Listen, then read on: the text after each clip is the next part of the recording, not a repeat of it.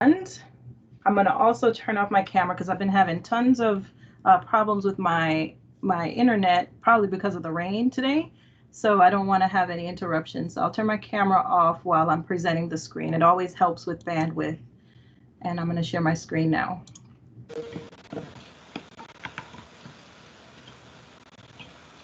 Okay, so this over. Don't forget that when you come in to mute, please, just so we don't have any interruptions with the background noise. Michelle, can you mute everybody? Yeah, I'm gonna. That's what I was just clicking on right now. I'm gonna mute all. Yep. Okay, perfect. So Audrey, you can unmute if you'd like. Okay.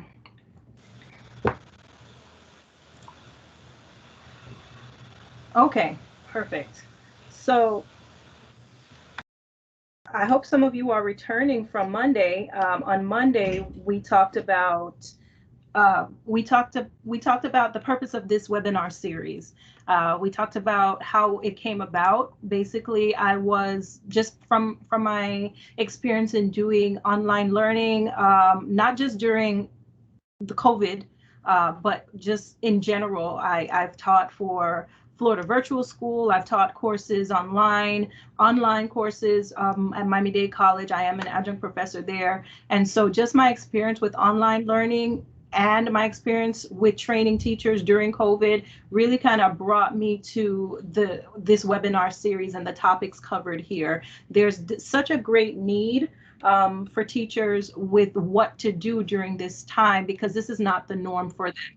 So Audrey, this is that I'm gonna call on you, Audrey, to do this activity that I initially wanted to do in the first webinar, and I forgot. So when you're looking at online learning and looking at it from the vantage point of not just you as a teacher, but from your students and their families, this analogy that I'm about to give you is going to be what it's like for all of us. So Audrey, if you don't mind, can you sing the ABCs for me? You're tripping. No, we're gonna get another volunteer to do that. No, I'll do it. Okay, here we go. You ready? Yes. A B C D E F G H I J K L M N O P Q R S T U V W X Y and Z. Now I've said my ABCs. Tell me what you think of me. You have a great singing voice, Audrey. So, I'm going to get you for that, Michelle. So good job. Hand clap for Audrey for being bold. So what I want you to do now, so think of it. We all know our ABCs, right? We know it well. We know how to teach. We know it well because that's what we do. So Audrey, what I want you to do now is sing the ABCs, but sing it to the tune of Old MacDonald Had a Farm. Michelle, you're going too far with me. Do you know what kind of day I've had? I don't think I can do that. I don't even remember how Old MacDonald goes. I can't do that. My brain's not functioning like that. Can you do that? Can anybody do that? It is. I don't think I can do that. How does Old MacDonald had a farm? Okay. A, B, C, D, E, F, G, H, I can't.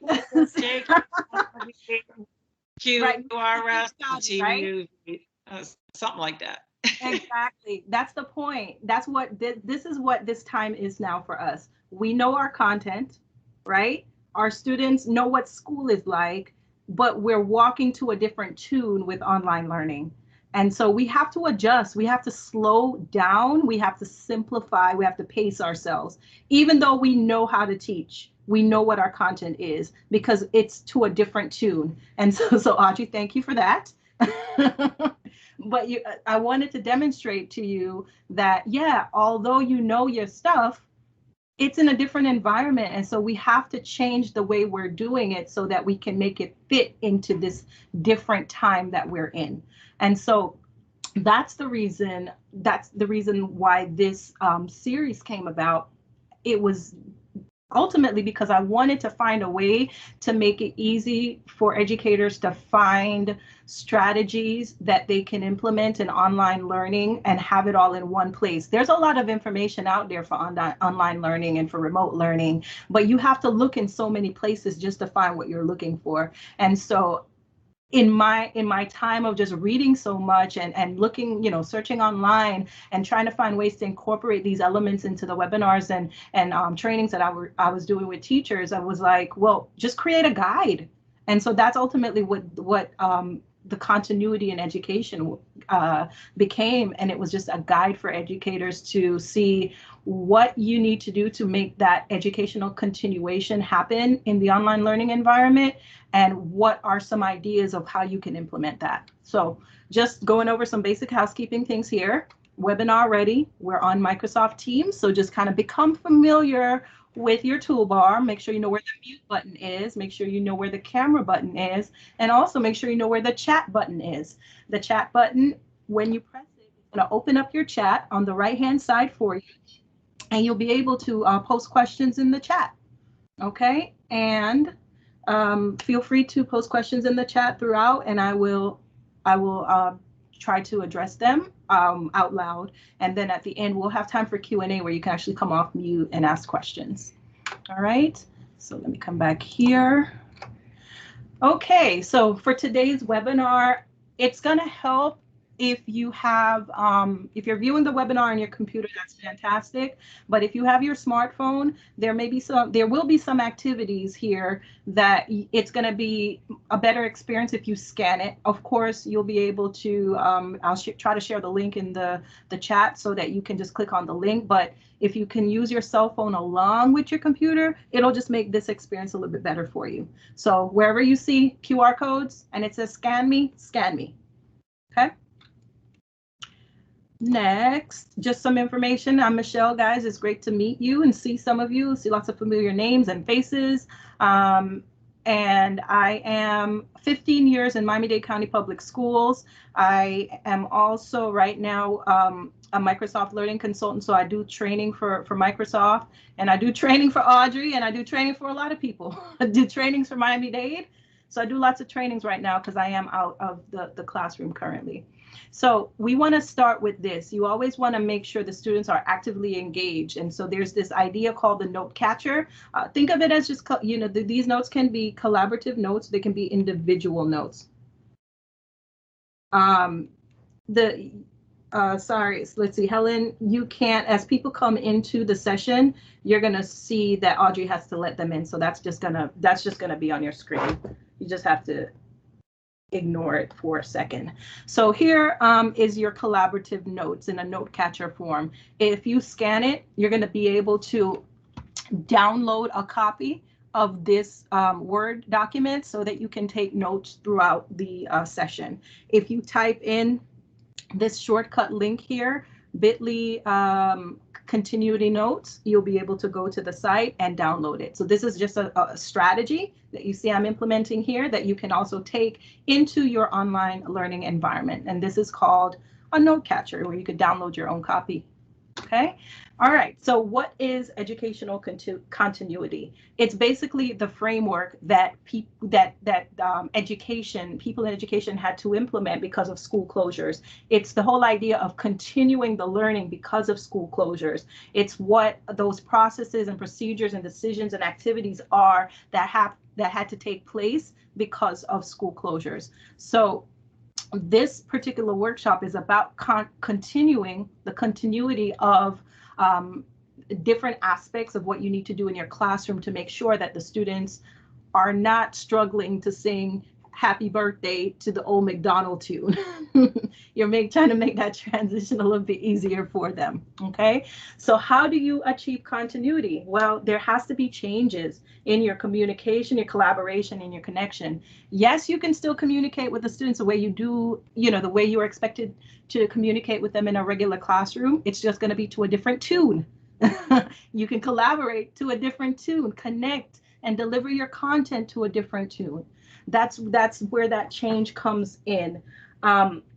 And of course, when it comes to the negative impact that the whole remote learning, online learning has on the students' social and emotional learning needs, you can really help to to impact that in a positive way with the activities that you implement in your classroom, in your online classroom. And the parents do struggle because remember, the students are at home with them, and they are now like the main ones who are responsible for the children's learning.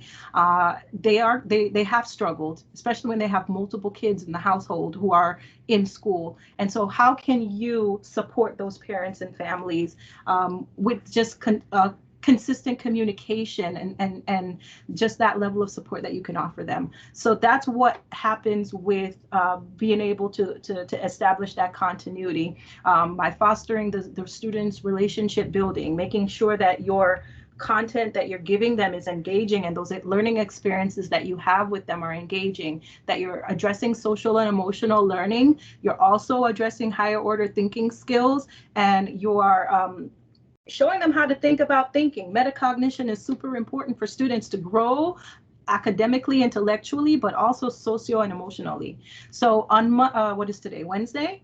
So on Monday, we actually talked about the first 3 topics. So there are 5 considerations that I kind of like saw. These were trends that I saw in a lot of the research that I did and a lot of the experience that I kind of brought in. And these 5 trends related to establishing a social continuation of the classroom, the familial continuation and connection, emotional, cognitive, and academic. So we talked about social continuity, familial continuity, and emotional continuity on Monday, and today we're going to kind of conclude with the other 2.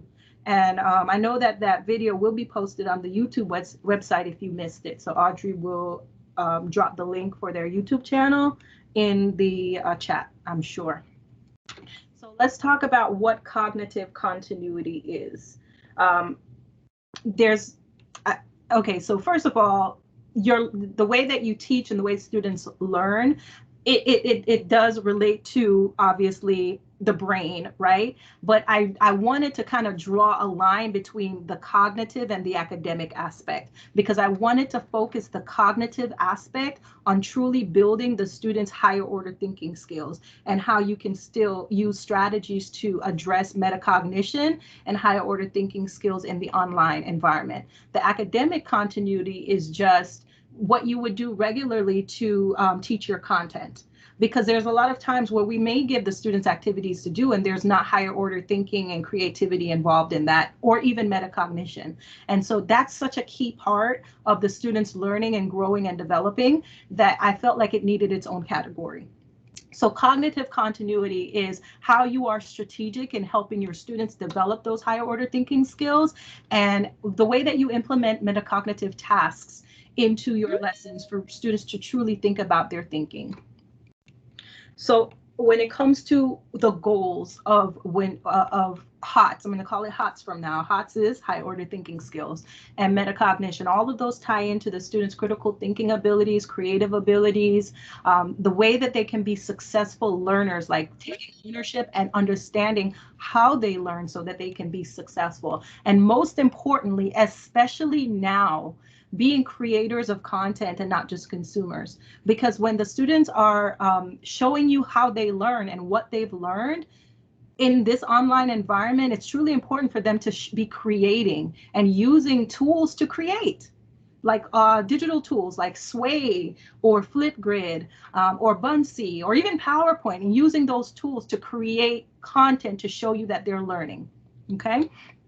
When it comes to higher order thinking skills, this is what those levels are, right? You come from the bottom, from knowledge all the way up to synthesis. You want to be able to make sure you're staying in the higher areas when it comes to what you're asking students to do. And what I recommend is when you're creating these learning tasks for students and these assignments for students to complete in your class, use the verbs that are at the top level, the higher level.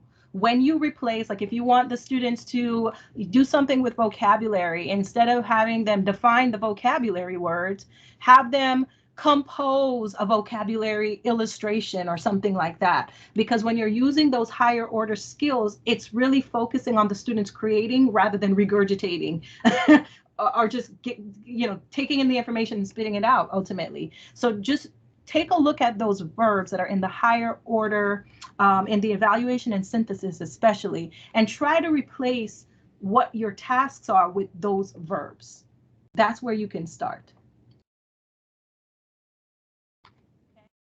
Think about a learning activity that you have your students complete. Maybe it's something related to parts of speech, anything that you can think of. What was the last activity that your students did before they left school? Or what do you want your students to do when they start school in like what, a week?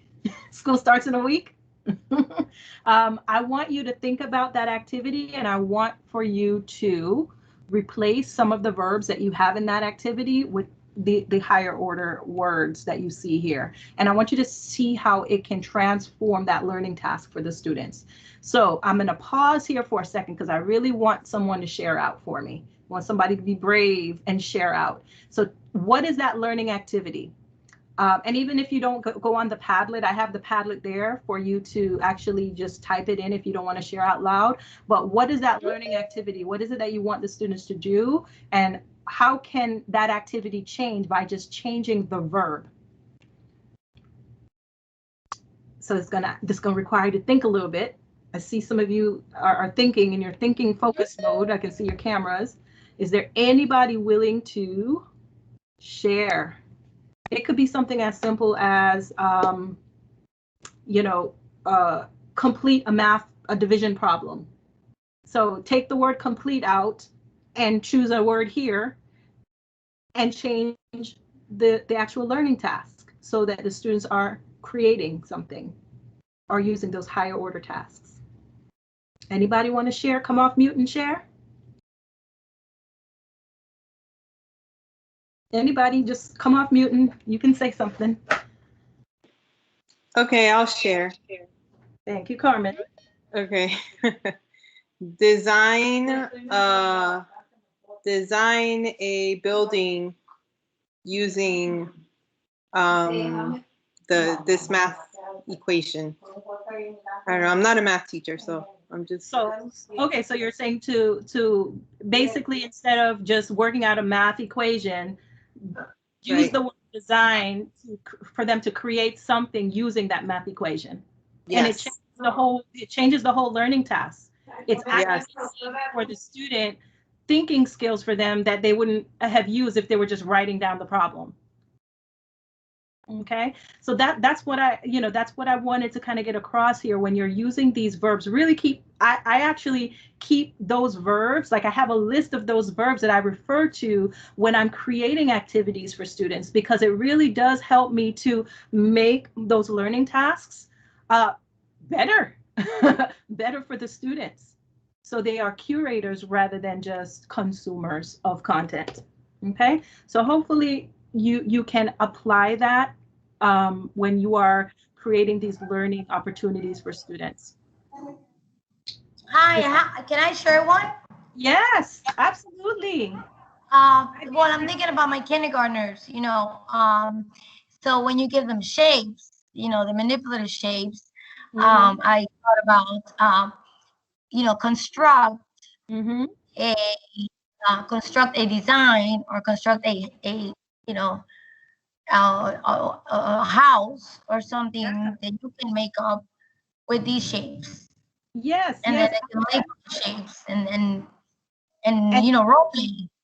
Yeah, I love it. And so now they're using, they're tapping into like their kinesthetic skills when they're constructing and creating, right? They're using that physical component where they're building and creating. It's not just drawing a shape, but they're actually maybe take household items to make a shape. So now they have to be a little bit creative in that and look at what's around their house to make this shape. I love it. Thank you so much for sharing, Beatrice.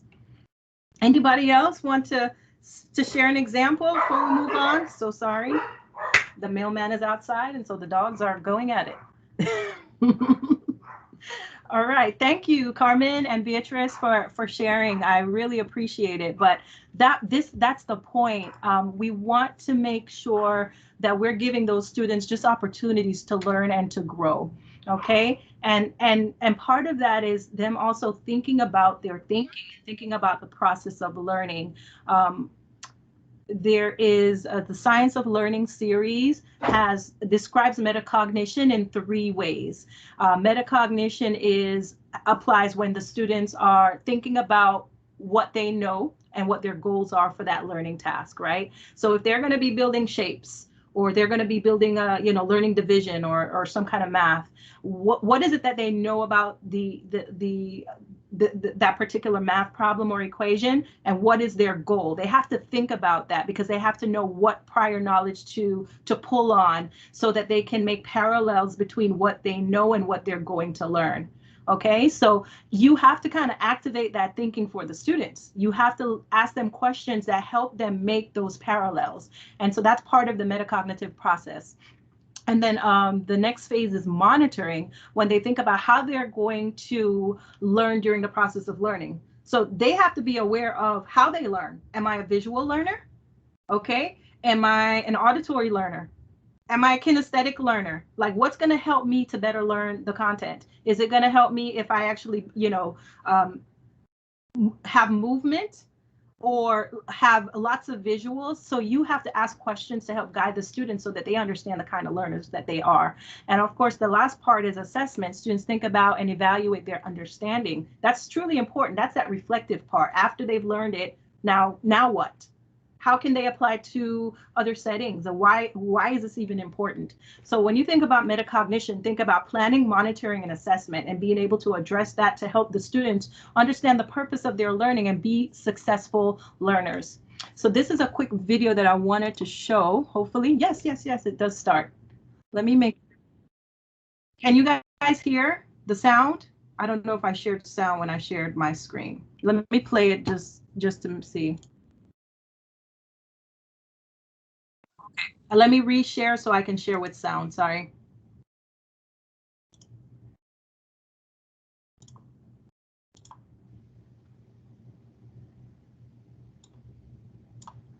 Okay, and there we go. Okay, so you should be able to hear sound now.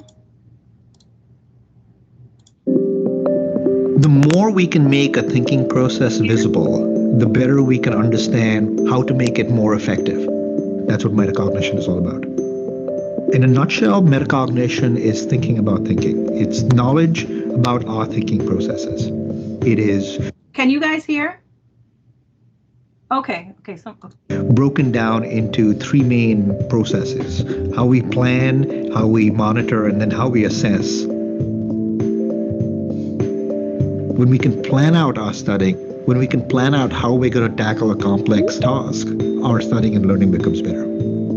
Teachers can ask questions that get students thinking about how they'll know what they'll need to know. How will the students learn what they need to learn? What goals should the students set for themselves? How will they reach those goals? I ask them a question about the overall concept that we're actually working on that day, and tell them, please, tell me, what do you know? What do you want to know? Monitoring means encouraging students to think about their thinking while they're learning or practicing something. Students should be asking themselves, am I on the right track? Is there a different strategy or approach? Does this seem accurate? Take Brittany's math class, for example. I mean, there was a student who gave an answer, and Brittany just said, think about that a moment. Does that sound right? He just took 3 or 4 seconds, said a little bit aloud, and realized that it wasn't the right answer. So right there, it was that, let's take that time for that metacognitive work to take place. The goal is to get kids monitoring their own thinking, to think not just about the right answer, but how they're getting there.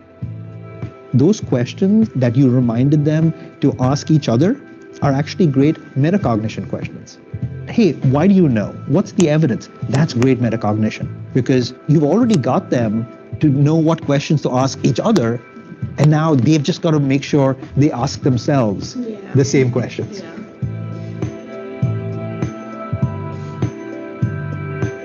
Exit tickets, where students hand in answers to a question at the end of class, are a great opportunity for assessing of metacognition to take place.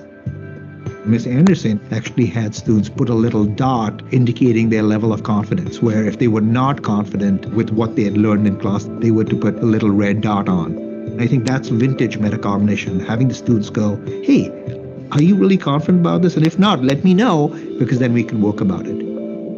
Modeling metacognition is easiest when teachers show how they deal with challenges themselves. All right, so I wanted just to show you that quick excerpt of the video because metacognition is important, not just because the students are learning, but it really does tap into their social and emotional as well. It builds their confidence when they are aware of how they learn and how they can be successful at learning. And so that's the why for metacognition. And that's why we have to incorporate metacognition for our students. So I'm going to skip over this because I want to hear from you, and you could feel free to type in the chat.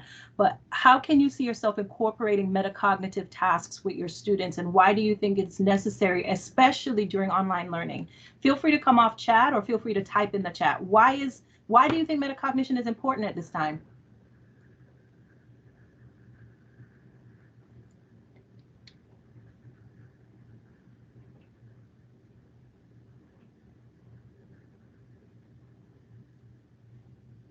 And don't be afraid of silence. Don't be afraid of silence, because silence means there's thinking happening.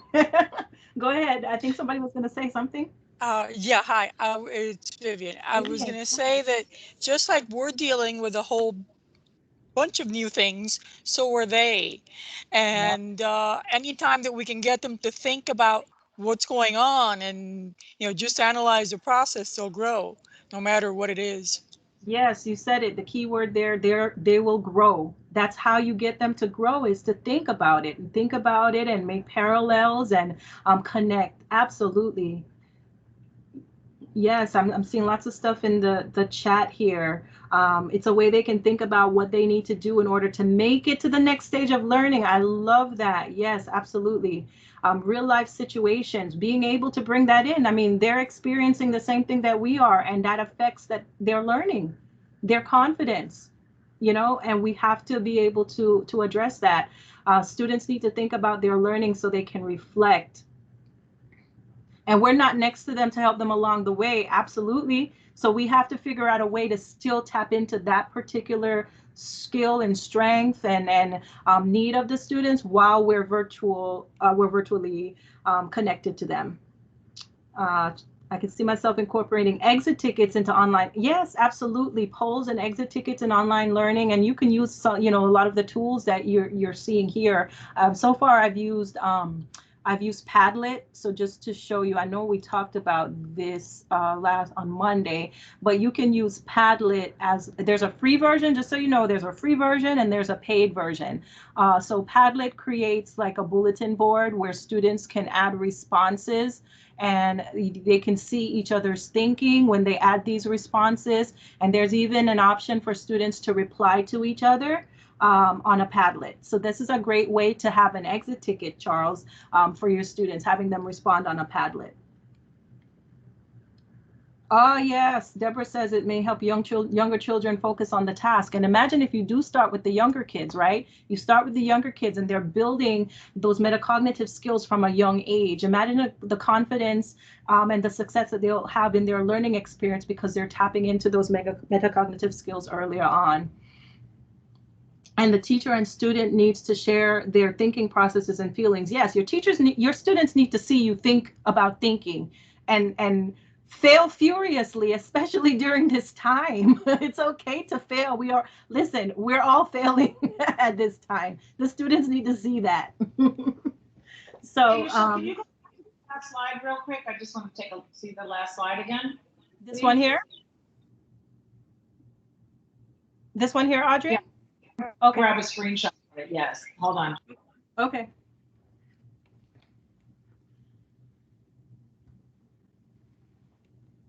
Okay, thanks. You're welcome. All right, so here are my 5 suggestions of how you can incorporate those metacognitive and HOTS, higher order thinking skill tasks in your activities that you're doing with students. You can use reflective questioning. And thank you all for all of the comments that you're making in the chat. Yes, think alouds are, yes, I love think alouds and sticky notes to make the exit ticket. That was such a great idea in the video, and putting like a little color mark to let you know where, if the students were struggling or not. Yes, yes, yes. I love the chat so far. Thank you all for sharing. So reflective questioning, self-assessment, digital portfolios, especially now, student creating their content. So student created content and authentic activities. So what does that look like? Well, use familiar technology, or use the technology that's out there. Whether you're using OneNote, we talked about OneNote in the last session too. OneNote is that digital binder, that digital notebook, and that's great for like a student portfolio, for example. You can even use Microsoft Forms, because Microsoft Forms could be a way for students to check in and share their process of learning. Flipgrid, hopefully you have, how many of you are familiar with Flipgrid? Just put a yes in the chat, or I love Flipgrid, or a heart, or whatever. Flipgrid is such a wonderful tool because it brings that social emotional part of the experience into your digital setting, because the students will be able to see each other in videos and hear each other and not just read what you have to say. Lots of yeses for Flipgrid. Love it, love it, love it. And of course, just other familiar tools, like just as simple as a Word document, right? Like I shared with you a Word document in the beginning. You can make a Word document collaborative and have students be able to collaborate on a Word document right there. So what is reflective questioning? When it comes to reflective questioning, the research suggests that there are 3 types of questions that you can ask the students to reflect on when it comes to their learning experience. So they're questions that will help them connect. Okay, they're questions that will help them connect, which an example of that is how do the concept of how does division connect to the student's prior knowledge? What do you know about shapes? Or can you tell me about any circles in your household? You're trying to get them to connect to the prior knowledge. So the next one is extend. How did the students' learning extend their thinking? Now that I've learned division, how does that apply to chemistry? How does that apply to other subject areas? Or how does that apply to any other aspect of my life? So being able to connect and being able to extend. And of course, the next part is the challenge. Having the students be okay with not knowing, and be okay with telling you where they failed and where they were struggling. What are some challenges that they're still facing? Obviously, you don't have to ask all of these questions, but these are just some ideas of questions that you can ask them, before, during, or after a lesson to get them to do that reflection. Okay, so this is just one example, incorporating reflective questioning and choosing from those questions to give the students as an exit ticket, give the students as a Flipgrid topic. Okay, give the students as a question to respond to in the chat before you start your lesson. There are different ways that you can address these questions with your students. So that was the first strategy. The next one is self-assessment. Self-assessment definitely strengthens the students' thinking during the learning process, because they are improving their awareness of their own learning. How do I learn? This is what I need to learn. If I'm more aware, then I'll know what to do, not just when I go to, middle school and elementary school and high school, but in college when I'm on my own and my teachers just give me a syllabus and expect me to read all the chapters and I'm on my own. You're preparing them now for later. Okay, when you integrate these kinds of skills and strategies, you're helping them become self-directed learners. You're helping them take control of their learning and their learning situations. And so you can ask them questions like these. What do I know about the topic? What new information did I learn about the topic? And did this information change my thinking? These are just some examples of, again, questions that you can ask them and they can respond to, maybe in a chat, maybe you give them an exit ticket, like that's on a Microsoft form or Google form. Maybe they're kind of documenting their thoughts in their digital portfolio and they're using maybe OneNote for their digital portfolio, or you ask them this in a Flipgrid video and they record the Flipgrid about it. But I'm showing you and trying to give you different ideas of questions that you can ask them for the lessons that you do. And these you can see apply to really whatever lessons, because you can tie it into different topics. So that's your self-assessment example. This next piece here, I love digital portfolios. I love them because the students are able to think about their thinking. They're able to show you work that they've done that makes them proud. And then digital portfolios can even be shared with parents. When students are sharing what they have done with you, they can do the same thing and share their parents, so the parents are aware of what they've done in the class. So for questions for reflection in a digital portfolio, the students can do a digital portfolio that's, let's say they do a weekly Flipgrid response, okay? Mark, you're asking, where's the best place to create and post that you know? Okay, so great question, Mark. I'll give you two options here for digital portfolios. You can create like a weekly Flipgrid prompt where the students are responding to like a few questions, like the ones that you see here, about their learning every week. And then you're just using Flipgrid for that. That you're able to see, and then they can even share that with the parents. So you can use Flipgrid. You can even use OneNote if you want for your students to use OneNote. What I like about the Flipgrid and the OneNote is that the students can share their products. So if the students actually created something on the Flipgrid video, they can show it. I know for you, Mark, with art, that's important. So they can actually talk about like that piece that they created. Yes, Carmen, I love it. Wakelet is a great way to do that as well. Thank you so much for putting that in the chat. Wakelet is another tool that allows them to create and bring in content. So if they have like a PDF or they have a scanned copy of their work, they can bring that into a Wakelet and write their comments or their reflection. Thank you so much for that, Carmen. Wakelet is great. So I would say OneNote, Flipgrid, Wakelet. Maybe you just have a Word document that they write their responses to and they submit that to you. It could be as simple as that. The whole Vivian says Seesaw is also great. That's a great tool, especially for the littles, the elementary, right? Seesaw. So Vivian recommends Seesaw. Love it. Yes, Wakelet can be incorporated in Teams. There is even an app to add Wakelet as a tab in Teams. So yes, Miss Emma, yes, absolutely. All right, so when it comes to digital portfolios, again, you can ask questions like what you see here, asking students about what they learned, how it related to their learning goals, if they want to share something that they created that makes them proud, and actually share a copy, and if they experience challenges during the learning process and how they handled it. That really has them think about their thinking, like, okay, so I struggled a little bit, but I was able to find a YouTube video that helped me to understand the concept better. Or I was able to ask the teacher a question, and when she explained it in this way, it helped me understand it better. Okay, so here's just a quick example of a digital portfolio. So in this, you see how the questions are listed here on the left, and then the student responses are here. There are obviously more than 3 questions, and then the student puts their, what do you call it, their product, their artwork, or whatever it is. They can attach it to a OneNote, and the teacher can give them feedback.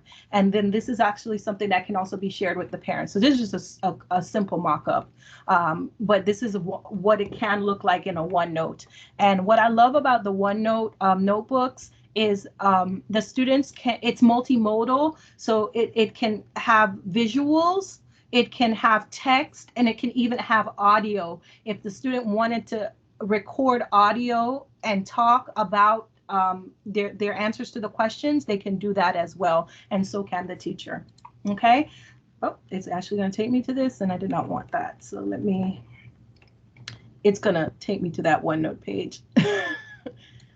Well, so actually here, while we're on the OneNote page, let me show you what I was talking about. Okay, so here you can see that you can set it up in a OneNote or have the students set it up in a OneNote where for every week they have a different page where they're actually doing these reflections and including their products. And it's great. You know, you can have a section for every quarter, and in each quarter you have all the different weeks, and every week you have the students reflect on their learning process. And so again, the OneNote for me is just a great way to organize, but you could do that in Flipgrid. You can set up different prompts each week for the students to respond to. Okay, so that's just digital portfolios. Oh, look, here's some more examples besides the OneNote. Charles says students can upload their recorded video responses to those OneNote tabs. Yeah, so in the OneNote, Charles, let me go here. In the OneNote, I have to sign in. Let's see. There's an insert tab, and in that insert tab, they can actually record right there on the page once they're logged into the OneNote. So that is what I'm gonna have to sign in to show it to you, so it allows me to have like the edit options. Sorry, we're doing a little pivot here. No worries. I just want to make sure you can see it. Okay, let's see. Hopefully this. Refresh. Okay, come on. I want to show you that insert tab. Everything slows down at the end of the day. The computer is just as tired as we are. Okay, so let me just look for it here. If it's in here, it might in this folder. Okay, I promise I'm going to show you toward the end. I'll show it to you toward the end, Charles. It's just not loading up here right now. But there is an insert tab to the OneNote, and the OneNote, actually the OneNote will open up. So let me just open it up here. It's probably going to be something. Okay. All right, so I'm going to just do this. Let me just add this as a page here. Okay, so here under the insert tab, you see how I can add audio. So this will allow for the student to, of course, access the microphone and all of that, okay? And then they can record right there on the page, and a little icon pops up, and the teacher can play the recording and hear the student and so on. So you could do it that way, or if you want, you can just do it through Flipgrid and then just record through Flipgrid. Okay, and so that's what this example was here. If you look at these two examples, Flipgrid was down today, so I don't know if I click on this, if it'll actually go to Flipgrid. Flipgrid was having lots of glitches today, but you can see that this is this topic is called Feedback Friday. So when the students record their responses, they're answering these questions in their response every Friday. This one is just a weekly reflection example. So the students are responding to these questions, and they'll record a video to respond. Okay. We are going to be doing a Flipgrid webinar. So there's so much to learn about Flipgrid, especially with the new updates, guys, that there's just too much to talk about, especially in this webinar. There's so much, there's a lot, and I really want to share Flipgrid with you because there's so many cool updates. But yeah, Flipgrid is definitely a tool you can use for these reflections. Wakelet is a tool you can use for these reflections. OneNote is a tool you can use, even Microsoft Forms, like just sharing the link to a form as an exit ticket for them to complete that reflection task, okay? So the next example from that list of 5 that you saw when we first started is related to students being creators of content and not consumers. We want them to be able to create, and we want them to create according to what their learning strengths are. So we can actually give them options of what products to create based on their learning styles. This goes back to what? Multiple intelligence, Howard Gardner, and how, you know, the students are aware of their learning styles and what they can create to align with that. So if you have visual learners, they can create a digital game or a comic book, of course, with specific guidelines, right? If you have those verbal learners, why not have them create a podcast to talk about the, you know, the concept that you're teaching, or a web page or a blog? If you have auditory learners, maybe some kind of music playlist, or, you know, that's just one example. Kinesthetic learners, a digital story or some kind of video blog, vlog is what they call it. So these are just some examples of student created content that, instead of a student just completing a Word document or completing a worksheet, make it so that they actually are using those verbs that we talked about, where they're designing and they are creating rather than just responding. Okay. All right. And then we get to our last suggestion, which is authentic assessments. And especially now, this is absolutely, absolutely needed. Authentic assessments exposes students to those high order thinking skills that we've talked about, to metacognition, to those 21st century skills where, it's fostering creativity, collaboration, communication, and what's the critical thinking? I'm like, what is the other one that I'm missing? Okay, Corinne, let me go back to the next slide for you. Okay, go. I'm back.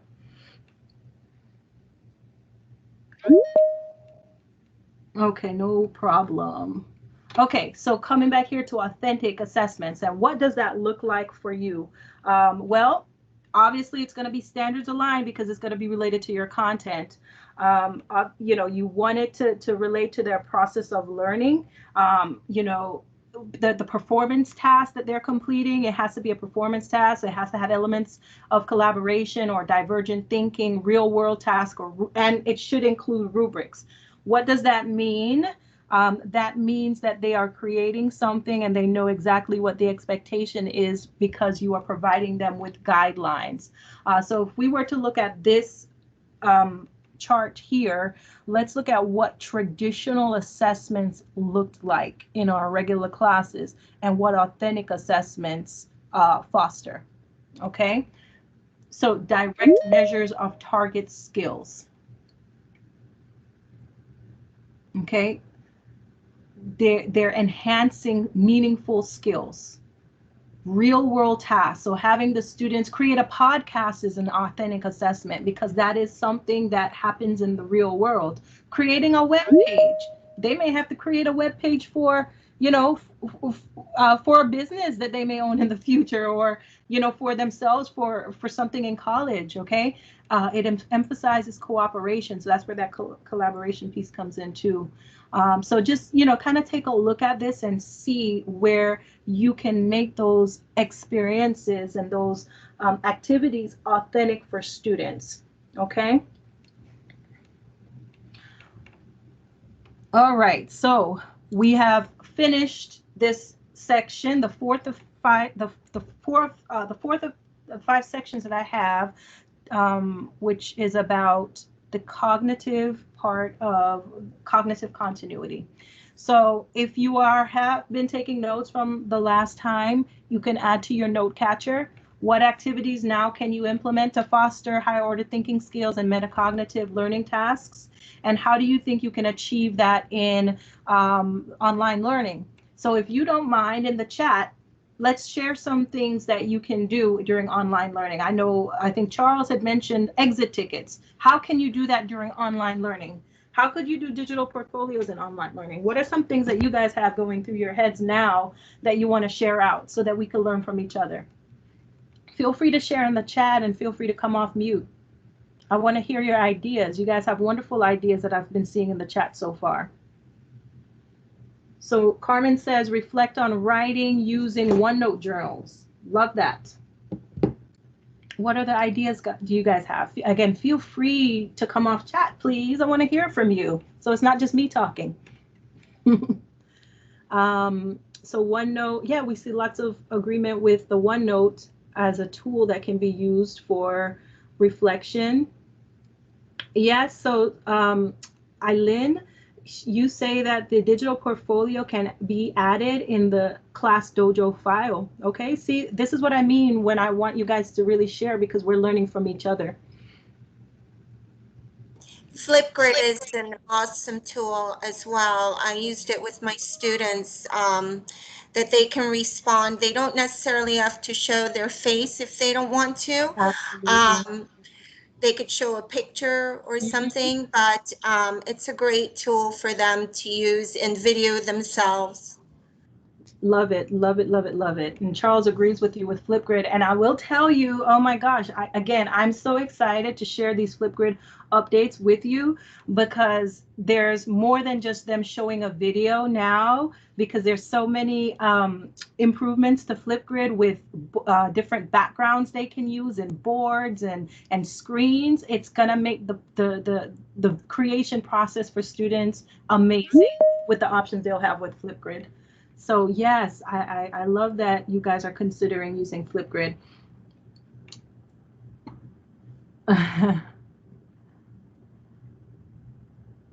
Ah, How go many ahead. people, sorry, I just wanted to ask how many people would be interested in a Flipgrid webinar to learn how to use it more functional? You can just type a yes. Okay.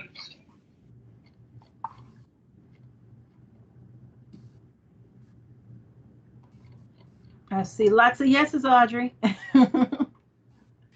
Well, I figured I mean, definitely you and I already talked about it. I'm specifically asking about this group because I feel like this group is a little bit already ahead of a lot of teachers that we've had on some of our past webinars. So you guys are doing great. And I know it's the beginning of the school year. We're all a little rusty. Yeah, and there's some great ideas with how to use Flipgrid even in the chat. Yep.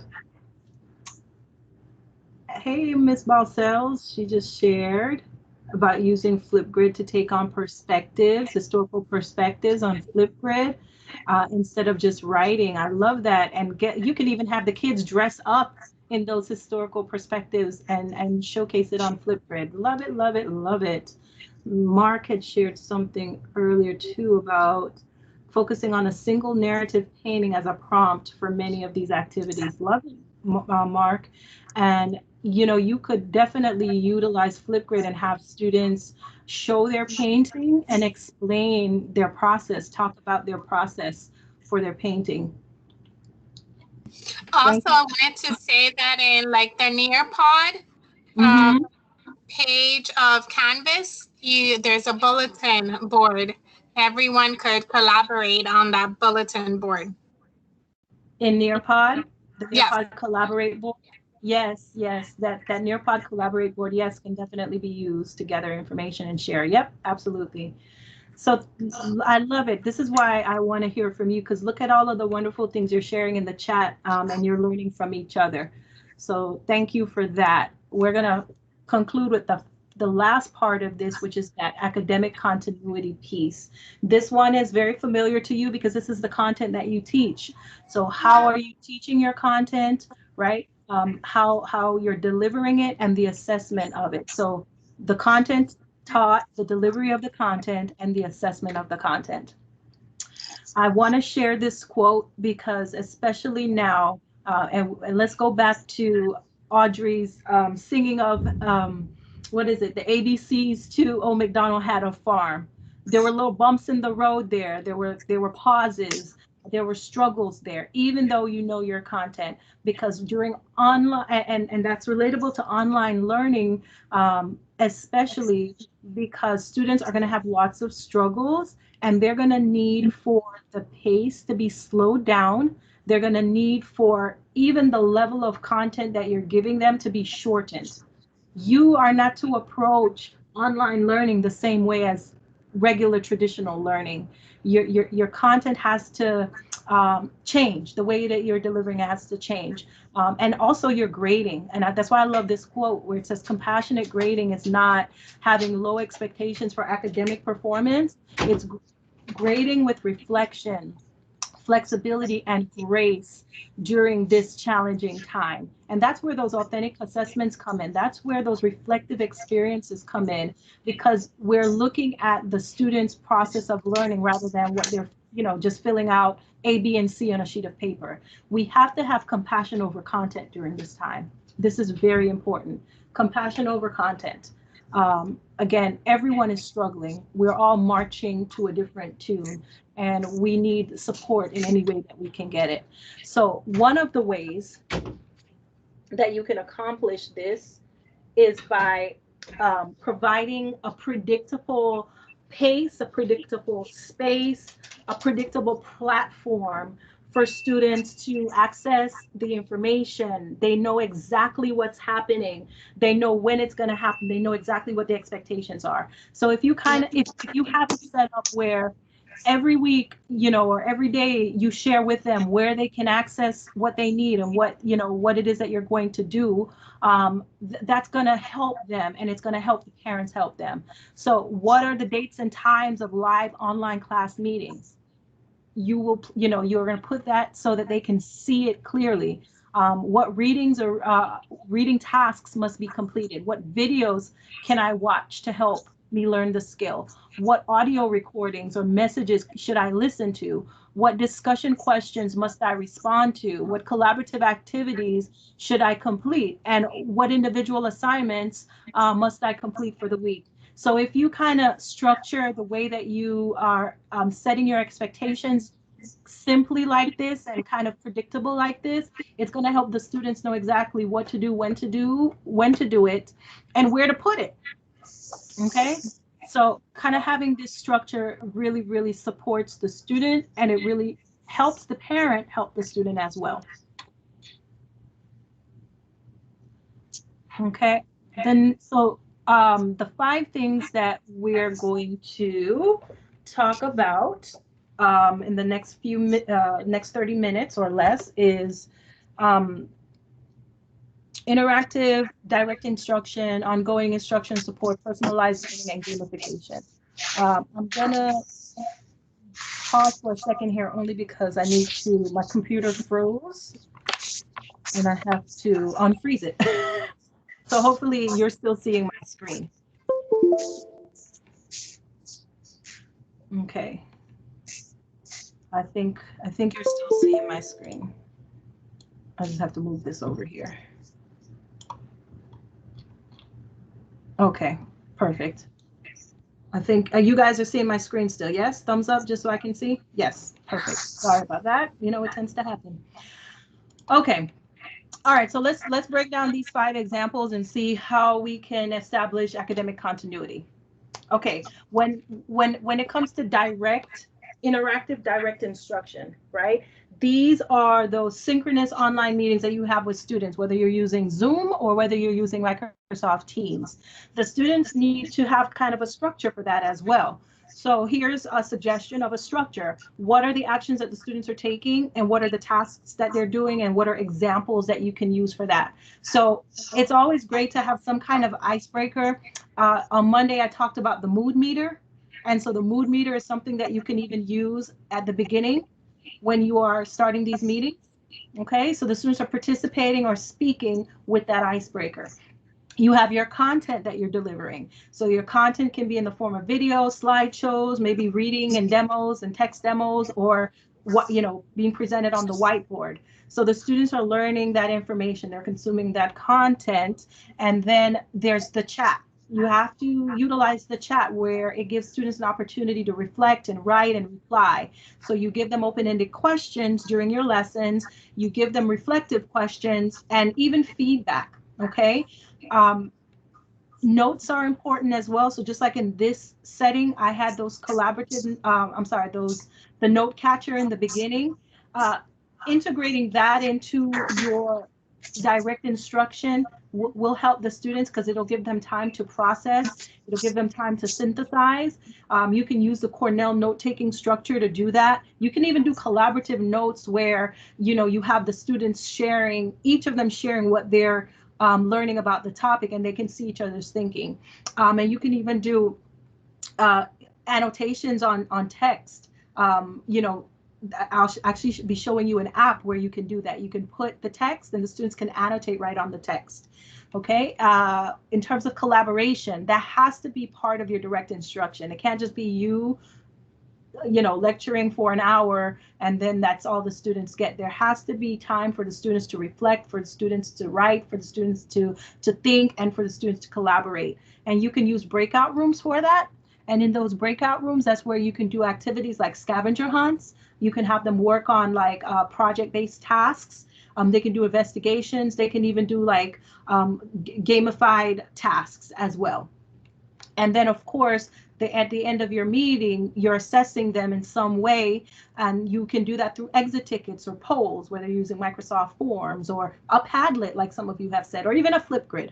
Okay, so kind of using this structure or some form of this structure will help you plan those meetings that you have with your students. The text annotation app, yeah, there's an app that I'll share with you, and I'll actually go into it so you can see what it looks like, Charles. Okay, so direct instruction and having a structure for it. That's the first example. The second example is being able to provide the students with ongoing instruction and support even when they're not face-to-face with you. How do you do that? Well, you can do that by recording and providing videos, video lessons, not just videos that they're watching, but you're creating experiences with these videos. So it's not just, okay, I'm watching a video with someone talking for 5 minutes. They have to be interactive. So maybe before the video lesson starts, there's some kind of prompt or topic that they're responding to, or they're brainstorming or making a prediction or questioning. Okay. Okay. Yes, Carmen, you're saying that they can use Microsoft Edge to annotate. That's true. During the lesson, you have different places where you have open-ended questions or true-false questions or multiple choice questions, just so that they are pausing to think. The research says that 6 minutes is the top that a video should be for students. 6 minutes. Okay, so try to kind of think of that when you're creating these videos for students. It cannot just be talking for 6 minutes. Like, give, time in the video where you're saying, okay, students, pause the video and think about this when you're creating these experiences. Okay, and then of course, after the video, there should be something for the students to do, whether it's an exit ticket, a quiz, a writing task, take notes, or complete a concept map. All right, so creating video experiences for ongoing instruction and support. And okay, so before I get to this part, let me pivot a little bit because I want to show you two things. I want to throw out tools that you can use for this. So for video experiences, there is Edpuzzle. If you've never used Edpuzzle before, you can create interactive videos with Edpuzzle, edpuzzle.com. And with these videos, when you create them, you can add questions to the videos. So you can add like open-ended questions, multiple choice questions.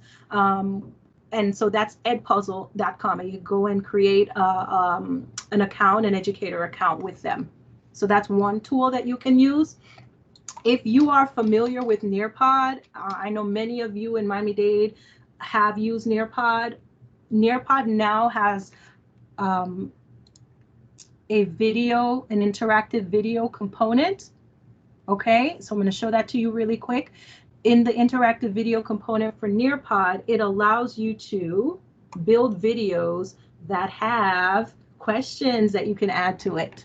So you can search from videos that they already have in the Nearpod library. This is if, again, you have access to Nearpod, because Nearpod is, they have a free version and they have a paid version. So you have to see what your account has.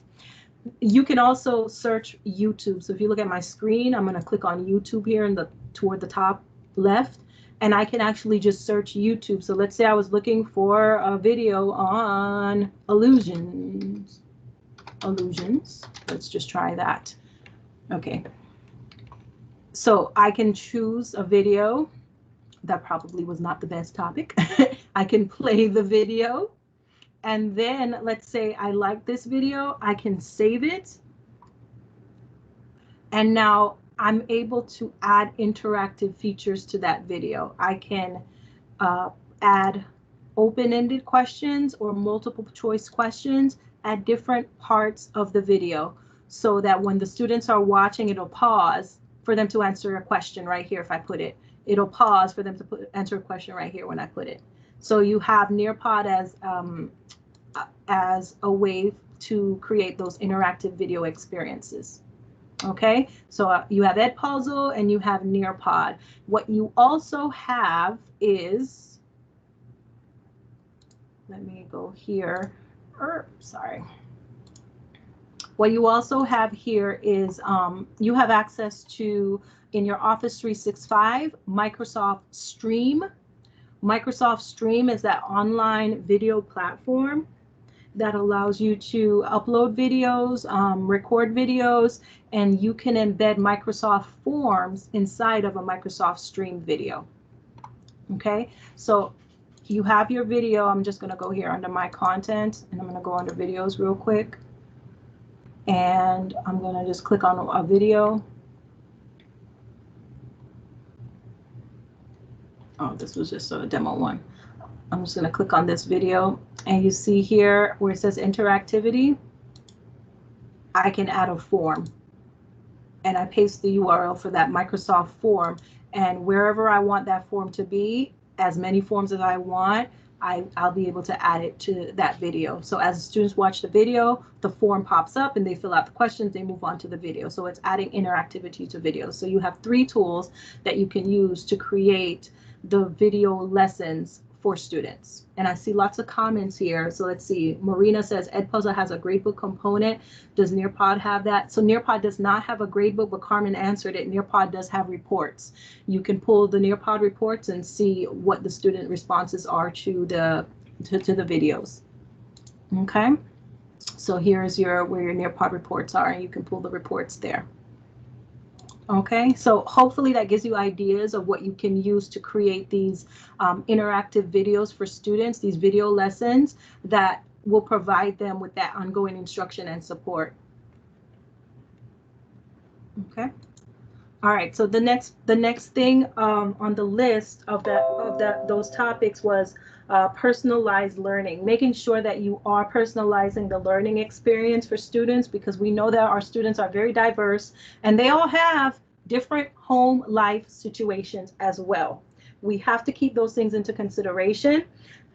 We have to make sure that the information and the lessons and the learning activities and the concepts that we're sharing with students are meeting these things that you see here on the screen. It's multimodal. It's not just me talking, but there are visuals. There are activities that you may ask them to do that get them moving, right? The things that you're asking them to create and the things that you're presenting to them, it's tapping into their interests and their strength and their skills. You're providing layers of accessibility as you need to. And the accessibility can be as simple as the tools that you're using, right? If you're using tools that already have accessibility features built in, like for example, if you use Microsoft, there's the immersive reader. Guess what? They have accessibility already there within those applications, right? They have translation tools. I think I talked about the immersive reader on Monday, but they can they can translate an entire, using the immersive reader, I'm just going to choose Chinese. They can translate this entire document into that language, one of 64 languages, right? They can use Picture Dictionary to help them with words maybe that they don't understand if those words have pictures assigned to them. It can help them with line focusing if they're having trouble with reading. It can help them with this, the visual, how the spacing looks, and the background contrasting if they need to adjust those things. So definitely considering accessibility there. And of course, most important, voice and choice, giving the students a voice and choice in what they're doing with you to show their learning and how they're receiving the content from you. So if you're presenting the content in ways that, in multimodal ways, that's giving them choice. Okay. And how was your day? Okay, if we could go on mute. So we've talked about the immersive reader, and I just showed the immersive reader to you. There's also the Well, in my school too, there are some lost. Let me just.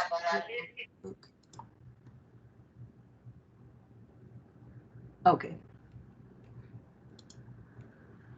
Okay, so yeah, so again, I'm just trying to show you that there are tools out there that help you accomplish, accomplish these, meeting the needs of students, whether you're using the translator option, the immersive reader option, or simply dictate, where the students just are able to talk and it types what they talk or what they speak. Okay, so some tools, and I showed you some already, but some tools to think about exploring for student to actually create content or curate content, you can use Sway. You can use OneNote. You can use PowerPoint.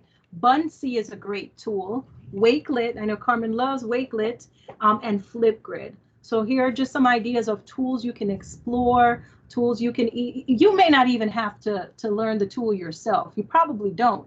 If you just let the students know, hey, explore this or create using this, they'll learn it a lot quicker than you will.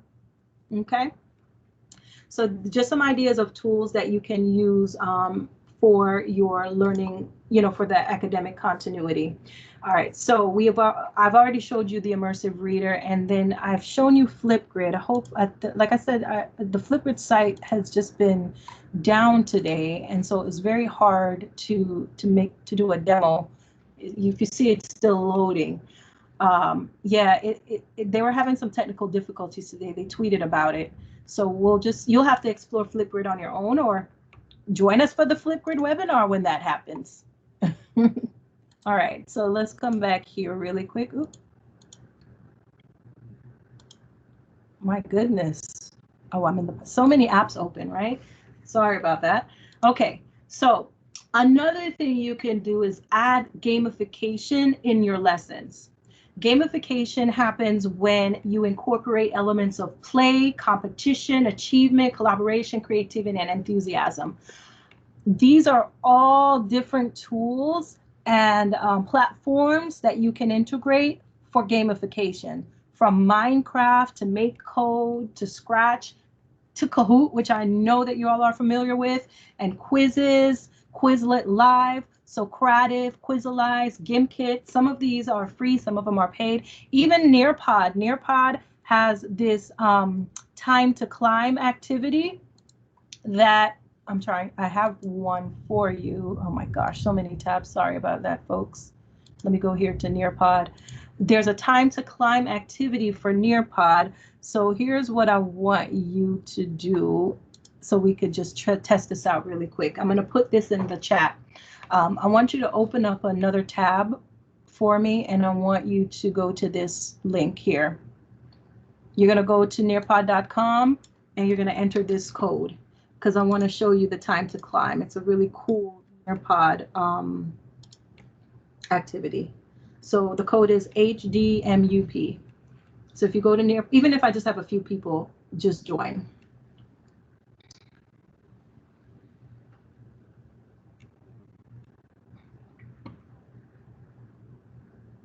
So in the chat, I put the code. And so once you join, you'll be able to see that time to climb activity that I've added for you. Emily is in the lobby. Let me admit. Okay.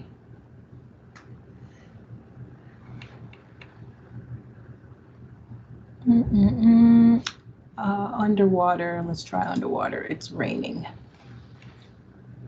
All right. So you're going to see how this gamified element works with the Nearpod. And again, you want to try and throw these things into your lessons. You know, just like we're doing right now, we're in a Teams meeting, and we're going to be playing a Nearpod game. You can add this to your lesson. You can add a quizzes, a Kahoot, or whatever it is to your lesson. So you see how you guys are popping in, you're choosing your avatar. Mark is here, Charles is here, Marina is here, Carmen is here. All right, so I'm going to hit start. We have a few people. I'm going to hit start. And, oh, somebody else just joined. Corinne just joined. Okay, and so now you're going to have to answer a few questions. And you'll see that on your end. 3, 2, 1. But this has that competition component that you need to just make that.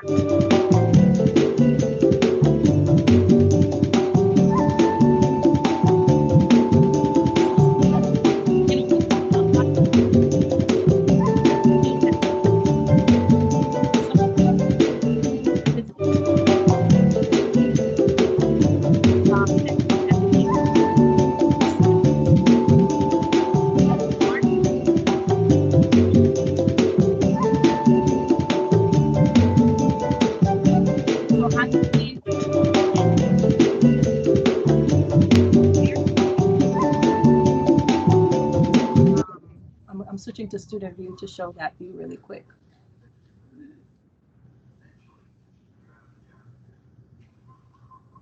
It's taking a little time. It's storming outside. I'm gonna choose.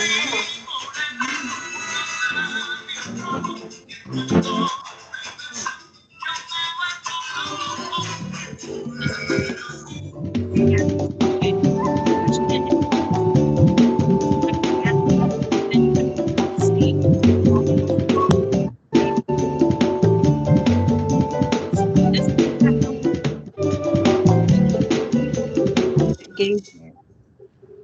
Okay, so I just wanted to show that to you to let you see how you can incorporate that into your lessons.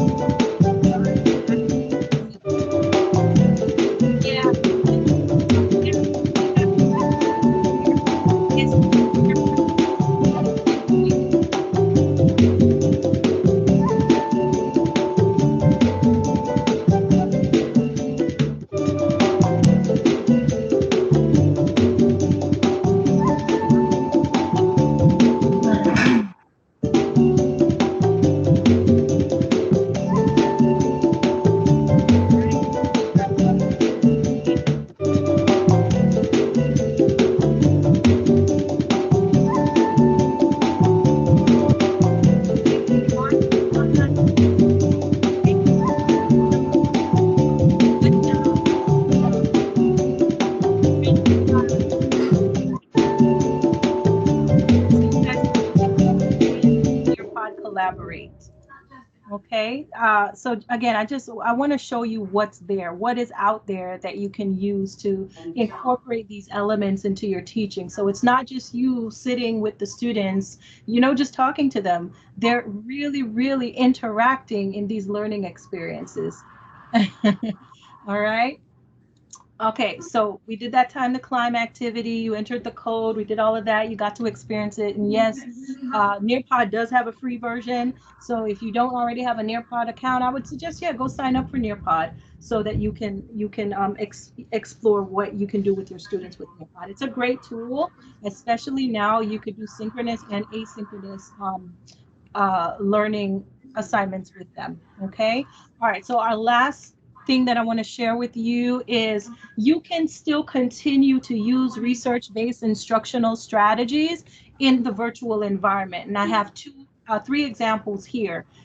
Think, pair, share. We did that a lot. We did a lot of think, pair, share in our regular classroom or traditional classroom setting. Well, you could certainly still do that here in this environment, right? You can pose a question and ask students to think about the topic individually, or you could put a whiteboard right there on the screen and have them just ink out their thoughts on the whiteboard collaboratively. You can even send students to breakout rooms to pair up.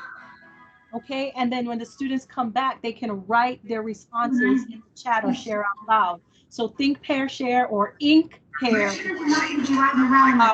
Gallery walks. We loved gallery walks in our classrooms, and this I know Mark, not the other Mark, not Mark Cardenas. This was, I think we had talked about this on Monday for your artwork and your students' artwork, right? This is going to be great. Using a tool, let's say even a Wakelet or Padlet or even Flipgrid, so that the students can showcase their work, and you can actually have a digital gallery walk. So you can either collect their links to their projects or their pictures to their projects, put it on a Padlet, share it out with the class, and have them visit each other's work okay, on the Padlet and leave comments for each other. You could do it in a Flipgrid and do the same thing, have the students record what their projects are, and you can have them respond to each other and make comments about the you know, their get comments from their peers about their work. Okay, and so yeah, it's possible. You just have to put a twist to it, right? It's definitely possible. And the Cornell note taking, that's, you know, note taking in general can still happen collaboratively in the virtual environment. Mark says the gallery walks in a virtual world like Mozilla hubs. I don't know what Mozilla hubs are, Mark. and the other Mark, gallery walks are good for you. Yes. So the last app I want to show you is called Kami. It's called the Kami app. You just go to Google and search Kami app. But this is actually an app, and I know I have it open somewhere here. It does connect to like your Google account, like your Google, if so you should, you know, you can sign in with Google. But basically what you could do is you could create your note structure, you can add it here, and you can share a link, and students will be able to collaborate together. It doesn't have to be Cornell Notes. I just favor Cornell Notes because I know that that structure is really great for kids. But let's say you wanted to put actual like an excerpt text. You can put the text, and they can use all of these annotation tools here to annotate on the text and do it collaboratively. So that's where that annotating comes in. So this app is called Kami, Kami. You can just search Kami app for it. And again, it can be used for collaborative note taking. So now that we're at the end, we talked about academic continuity and we talked about cognitive continuity. So there was a lot shared, lots of apps and lots of examples and lots of suggestions. So think about, this is a tie-in from our last webinar. There was an article from Mindful something. It was linked in the other webinar, but it's called the Rose Thorn Bud activity, and it's a reflection strategy. It's a great way to get the students to reflect in 3 ways. They talk about a success or a win, they talk about a challenge, and then they talk about a goal, okay, or something new that they want to happen. It's called Rose Thorn Bud. So for you, just think about what highlights or successes did you have happen during online learning. What is a challenge that you foresee going into the new school year with online learning? And maybe there was something from today that you can take in to help you with your online learning in terms of continuity. So I'm gonna open it up now. If you want to do your silent note taking, go ahead and answer those questions in your silent note taking. But I want to open it up now to hear from you. But before I hear from you, I want to share that everything I shared in these past 2 webinars, I actually put together and I wrote it in a handbook for teachers. And so you can actually get this handbook on Amazon Kindle. And this is the title of it. And there's more information in it than what you see in the presentation. I tried to put as much as I could to really help guide teachers during this time. Thank you all. So let's open up the floor. Let's open up the floor. I'm going to stop sharing my screen. Where's my stop share? And I want to hear from you, especially for that Rose Thorn Bud question. What are some things that you can take away from today and use it in your setting? What are some challenges that you think you're gonna have that you may want some suggestions from the crew? We have a really good crew today. Lots of ideas being shared. So let's hear from you. Unmute. We have a few minutes. We have 4 minutes. Hello? Yes, hey. Hey guys. My name is Marco Dinez. I teach computer science at the high school. What I'm gonna do right now, I have a small Wakelet of Scratch tutorials and little things I found on YouTube or whatever. So if you're not a coding teacher, it's not a big deal. These kids learn quickly, and Scratch is really incredible. I use it at my high school, and it's good. Like I know like for high school text space is better, but it really does a lot of things, and you would be surprised at how these kids learn Booleans and math concepts at a young age. So I'll post it, and then I'll update it, and then I just wanted to share that with you guys. Thank you, Mark. I love it. Thank you for sharing. And that Scratch that you're going to share ties into the gamification suggestion that I had in the PowerPoint. So that would address gamification for you. So thank you, Mark, for sharing that. Anybody else? I see some stuff in the comments. I know lots of tools, so little time. Yes, Mark, I totally agree. Marina has a comment in the chat, and maybe somebody can, come off mute from middle school to help her. She says that she worries about students being disruptive in a video call, and she has middle schoolers. Do you all have any tips for her? Especially, I know middle school is a challenging age range. Do you guys have any tips that you want to share with Marina?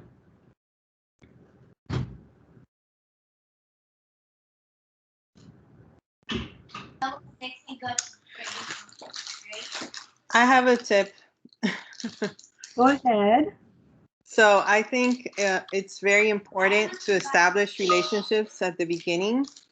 So spend that first week, relationship building, maybe create norms all together as a class for everything, for meetings, for what do we do if someone cheats? What do we do, if something's going on in your home that, we don't know about? Like how can I help you if something is happening at home? And also something that I will definitely do is send forms home, online. And I'll be in contact with those parents like that first week. So I feel like if you build that relationship early, you can minimize a lot of that, even though it may still happen, but you have an easier way to tackle it once that relationship is built. I agree. Relationships, structure, and also engagement. Having, making them accountable for their learning by putting in those engagement tasks when you're meeting with them online. That's going to make them pay attention more, because guess what? I got to answer something in the chat, or I have to, do this flip grid, or I have to do this. So giving them opportunities to really engage is going to be important. Anybody else? Eileen, did you want to say something? Yes, just to piggyback on that, also since the meetings are being recorded and they're in cloud, they could always go back, watch their own behavior, and then see what consequences they feel, they deserve based on their behavior, but as well, like probably if they were to grade themselves, what grade would they give themselves for that day for behavior or assignment? And then, also when you start going over the rules in the beginning of this year, to make sure they also create their consequences if they're being disrespectful on video. Yes, really involving them in the process of creating norms and rules and consequences. I agree with that totally. Okay, there's lots of things in the comments too. No downtime while online. Yeah, that's why that structure is important, making sure they're doing something at all times, right? They need to know that you care and that you are serious about helping them learn. Absolutely, Emma. Thank you so much for sharing. All right, Audrey, we are at 5:30. Wait, Ms. Williams, Corinne, you had another question? Well, I just wanted to say what I took away from this. There's a particular slide that I loved that you had there, the attend, read, view, listen, discuss, solve, and practice. Yeah. I think I'm going to make that into something for my students so they can respond as well. I will make it for myself for their assignments and everything. So then they're aware of what is expected and like a format of that. I love that format. The attend, read, view, listen, discuss, solve, practice. I think I may always open up with that when it's an assignment. Okay, yes, love it. Giving them that structure so they know exactly what the expectation is. Yes. Thank you for asking. Thank you for that question. If this will be recorded, yes, all these are recorded, and I announced it at the beginning, Marina, and it will be available on our YouTube channel. So I just put the link to our YouTube channel, but if you lose the link, you just know to go to youtube.com and just put in Education Fund Miami and you'll find us. And all of our webinars, this one and the one on Monday, will be up.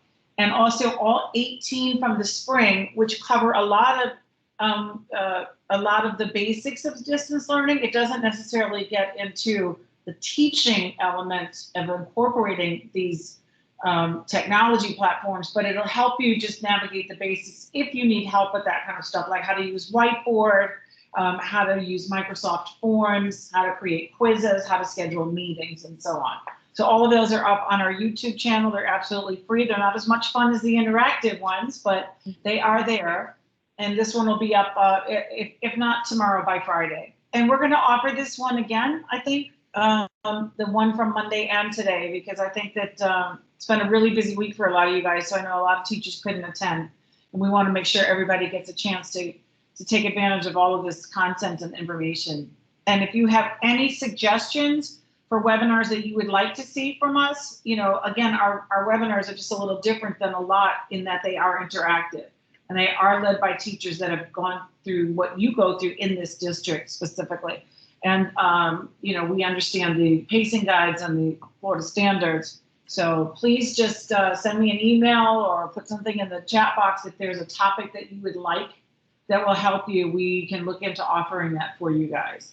And also don't forget to go to our website and register for our annual Idea Expo Teacher Conference. It's 2 days of PD. You will get master plan points for that. And it is October 24th and November 7th, 2 whole days, 3 workshops each day. Take as many as you want, up to 6. So that's coming up soon. We wanted to get that content to you sooner because a lot of the workshops that we're offering do cover how to teach certain subjects online. So we think they'll be a very helpful, and that's why we moved it up from December. So if anybody has anything else, if not, we thank you for coming, and we hope to see you on the next one. I know you guys have K-12 next week, right? Well, starting tomorrow? Or did it start already? Tomorrow, or did it start? Tomorrow. Okay. Starts tomorrow. Right. So then after the K-12, feel free to send me any kind of comments about K-12, about what you may need extra help with that wasn't covered, because we're going to see about trying to get some another interactive webinar to kind of supplement what the district's providing. I'm not really sure what their content is going to look like. And, you know, if it's all just PowerPoints and you have questions that you're not getting answers, let me know, and we'll see if we can find somebody that can offer that for you. I'm sure Michelle will figure that out. I have to learn it too. I've not seen it yet. Yeah. Email me with any kind of questions that you have about what we offer, about our expo, our webinars, our virtual happy hours, and also the Ocean Bank Center where you can shop for free supplies.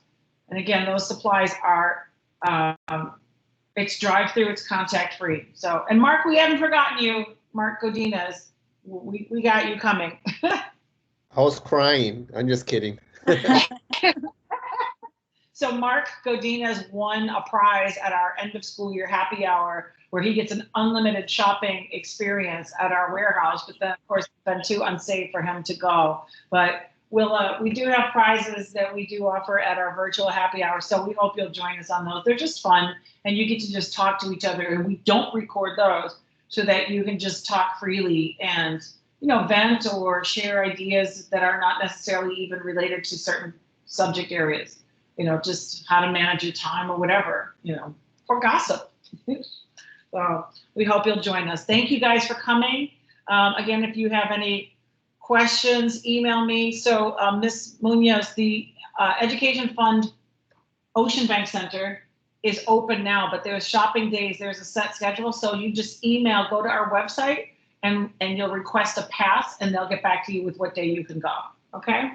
I don't handle that program, so don't email me about the Ocean Bank. If you go to our website, then you'll be able to see where to request the pass. All right. All right. Well, if anybody doesn't have any more questions, Miss Terry Ann, I see you're a little late. We're just about to end. Save the conversation from the chat, Michelle. Tell her how to do that. She wants to save the chat. How does she do that? Okay, so let me share my screen really quick. Hey, Terry Ann. Let me share my screen really quick with you so you could see. So because you guys are in Microsoft Teams, again, a million things open. You got a lot going on today.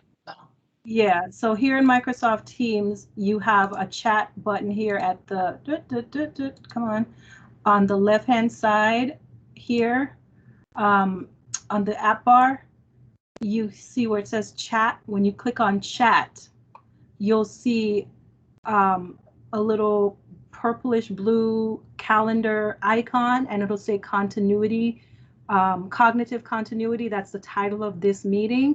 When you click on it, you'll see all of the chat that happened even after we end the call. So you have to go into Teams. Ooh, you all hear that thunder? Go into Teams and click on chat, and then look for continuity, cognitive continuity, and that's where you'll see everything that was shared here. Hopefully I didn't get knocked off. You guys are good? Yeah. Thunder's crazy out there. Yeah, we good. I see it. Thank you. Bye, Okay, Michelle. everybody. Bye, So Audrey. we'll see you on the next one, and be sure to drop me a line about K-12 if you have more questions about it. Let me know how that training goes, and we'll see if we need to supplement. Maybe it'll be all very clear and you won't need any additional help. So we'll see how that goes. Carmen, for real, let me know. All right, guys, everybody take care. And again, these will be up on our YouTube channel. If not tomorrow, then by Friday. And we will offer it again if you need to come back and do it again. We don't mind. Take care, everybody. Have a wonderful evening. Stay safe, and good luck with the K-12 training. Good luck, everyone. Carmen, I like your background. Is that your Bitmoji class? I think she signed off. She had a Bitmoji background. Bye, everyone. Thank you. Bye. Thank you. This Thank was you. awesome. Bye-bye. Thank you. Thank you. You're welcome. Bye. Somebody asked me, Michelle, about Bitmoji. Yeah, it's the craze now. Bitmoji is the craze. Everybody's creating Bitmoji classrooms. I don't know what that is. Basically Google Slides, and they like add all these like graphics and links to create like a virtual classroom. It's cute. It's really cute. Right. Really cute. Honestly, I just don't have the time. I haven't created one yet. Right. I'm so behind already. I don't know how that happened. I was like feeling so good about everything, then all of a sudden it's like, you know, we'll be all right. Here. All right, so we'll talk tomorrow. Yeah. And if not tomorrow, well, I think tomorrow I should be okay, because I told you I have to go to Tampa on Friday, so I'm driving. Just let me know. I'm in the afternoon. Okay. All right.